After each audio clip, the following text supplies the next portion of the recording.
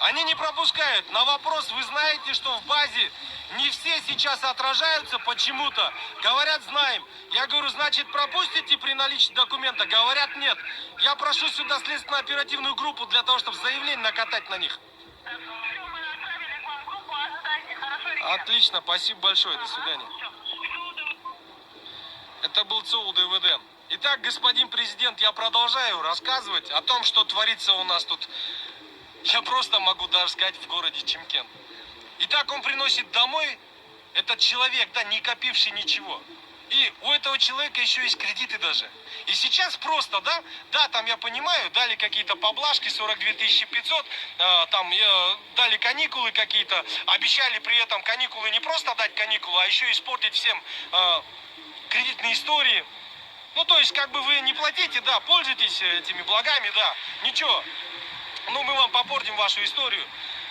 При этом никто не говорит, когда можно будет что-то начинать делать. Люди, которые вообще не копили запасов, люди, которые вообще не были готовы к тому, что вот раз и закрыли. Сейчас каждый на свой страх и риск просто пытается понять ситуацию, господин президент.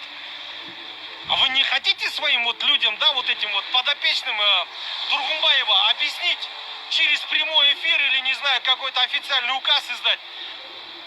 Борьба с коронавирусом идет. С коронавирусом! Не с людьми! Не с простыми людьми, господин президент! Я просто не понимаю этого прикола. Вы ждете, когда каждый блогер, на которого можно травлю устроить, будет вот так вот выходить в прямой эфир и говорить, как есть? Я просто не совсем понял, что происходит. Это я, у меня голос есть, рот есть.